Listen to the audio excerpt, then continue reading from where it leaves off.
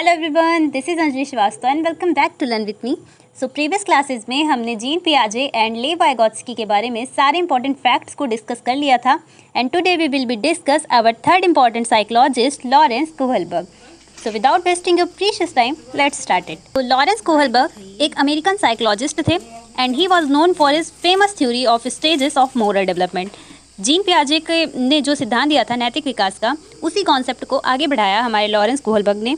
And इन्होंने experiment किया था मध्यम वर्गीय और निम्न वर्गीय परिवार के 72 बालकों पर, जिनकी एज 10 से 16 साल के बीच में थी। इन्होंने अपनी एक थ्योरी दी जिसको हम अवस्था का सिद्धांत, नैतिक विकास का सिद्धांत भी कहते हैं। इन्होंने अपनी book moral stages and moralization the cognitive development approach, जो कि 1976 में पब्लिश की गई थी, उसमें इस थ्योरी का जिक्र किया है। एंड लॉरेंस कोहलबर्ग ने अपने एक्सपेरिमेंट में बच्चों को एक स्टोरी सुनाई एंड उसके आधार पर फिर उन्होंने उनसे क्वेश्चंस किए। हिंज डिलेमा, जिसे हम हिंदी में हिंज की दुविधा भी कहते हैं।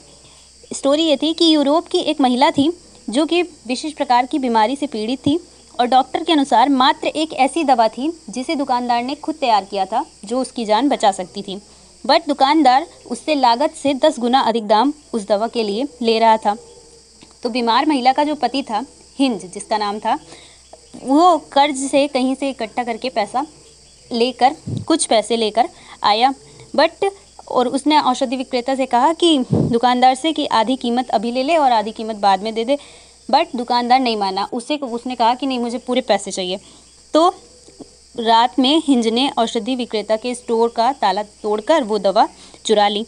तो अब ये स्टोरी सुनाने के बाद उन्होंने बच्चों से क्वेश्चन किया कि क्या हिंज को ऐसा करना चाहिए था। सेकंड ऑप्शन था कि उसका व्यवहार नैतिक रूप से सही था या गलत, और सही या गलत था तो क्यों था। तो ये थी स्टोरी पूरी। इसी के आधार पर उन्होंने सारे स्टेजेस और सारे लेवल्स बनाए हैं, जो कि 3 लेवल्स हैं और उसमें सारी सब स्टेजेस हैं। ठीक है, तो हम एक एक करके अब सारे लेवल, सारे स्टेजेस को डिस्कस करेंगे। मोरल डेवलपमेंट में हमारा फर्स्ट लेवल है प्री कन्वेंशनल लेवल, पूर्व परंपरागत स्तर, जिसमें कि 2 स्टेजेस हैं। पहली स्टेज है हमारी दंड और आज्ञाकारिता, यानी कि पनिशमेंट एंड ऑबिडेंस। इस टाइम पर बच्चे स्वकेंद्रित होते हैं और वह सिर्फ माता पिता के डर से या भय से उनका कार्य करते हैं। जैसे क्वेश्चन किया जाएगा कि क्या हिंज को ऐसा करना चाहिए था, तो वो बोलेगा कि अगर हिंज अपनी पत्नी को मरने देता तो उसकी कठिनाइयाँ बढ़ेंगी। और विपक्ष में अगर पूछा जाए तो बोलेगा कि उसे औषधि नहीं चुराना चाहिए था, क्योंकि वो पकड़ा जाएगा तो क्या होगा, उसे जेल होगी। नेक्स्ट स्टेज है हमारी व्यक्तिवाद। इस अवस्था में बालक उस कार्य को नैतिक मानता है जिसके द्वारा उसकी आवश्यकताओं की पूर्ति होती है। जिस टाइम पे अगर उससे पूछा जाएगा तो वो पक्ष में बोलता है कि वो भले ही थोड़े समय के लिए हिंज जेल चला जाएगा, पर फिर भी बाहर आने के बाद वो कम से कम अपनी पत्नी को पाएगा। और विपक्ष में बात है कि कोई विशेष फ़ायदा नहीं होगा, क्योंकि जेल से बाहर आने तक हो सकता है उसकी पत्नी मर जाएगी। नेक्स्ट है हमारा कन्वेंशनल लेवल, यानी कि परंपरागत स्तर। इसमें हमारा फर्स्ट स्टेज है, वैसे थर्ड स्टेज है और इस लेवल की फर्स्ट स्टेज अंतर्वैयक्तिक संबंध। इस चरण में बच्चा उस नैतिक कार्य को करना पसंद करता है जिसे दूसरे उचित मानते हैं, इसे हम शॉर्ट फॉर्म में good boy and good girl stage भी कहते हैं, कि बच्चा अपने आप को अच्छा प्रदर्शित करने का प्रयास करता है। वो टाइम अगर उससे क्वेश्चन पूछा जाएगा तो वो बोलेगा पक्ष में कि औषधि अगर वो चुराता है तो लोग उसे बुरा नहीं कहेंगे, परंतु नहीं चुराता है तो लोग उसे अमानवीय पति कहेंगे। ठीक है। एंड विपक्ष में अगर बात करें तो वो बोलता है कि सिर्फ विक्रेता ही नहीं बल्कि अन्य लोग भी उसके क्या हैं, अपराधी हैं। नेक्स्ट है हमारी फोर्थ स्टेज सामाजिक व्यवस्था को बनाए रखना। इस अवस्था में बालक के अनुसार नैतिक व्यक्ति वे होते हैं जो नियमों का क्या करें, पालन करें और सामाजिक व्यवस्था को बनाए रखें।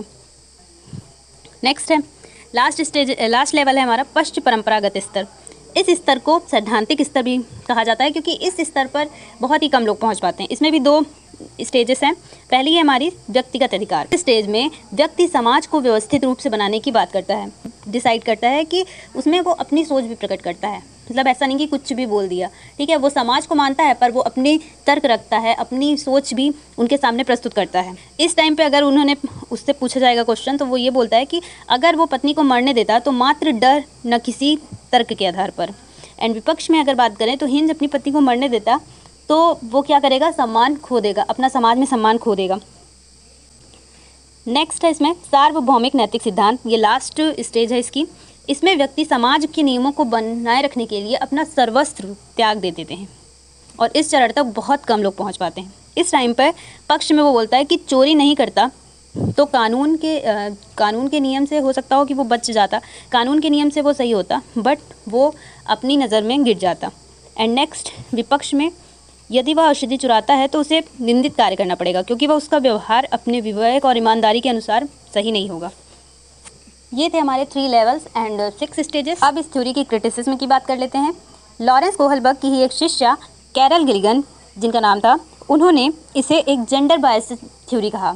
इनका मानना था कि इसमें नारियों को, वुमेंस को इग्नोर किया गया है, क्योंकि वुमेंस का सोचने का तरीका अलग होता है, मेंस का सोचने का तरीका अलग होता है। तो इन्होंने कहा कि इसमें नारीवादी नैतिकता को ध्यान में नहीं रखा गया है और ये एक जेंडर बेस्ड थ्योरी है। तो ये थी लॉरेंस कोहलबर्ग की थ्योरी। आई होप आप सबको क्लियर हुआ होगा। So take care and thank you for watching this.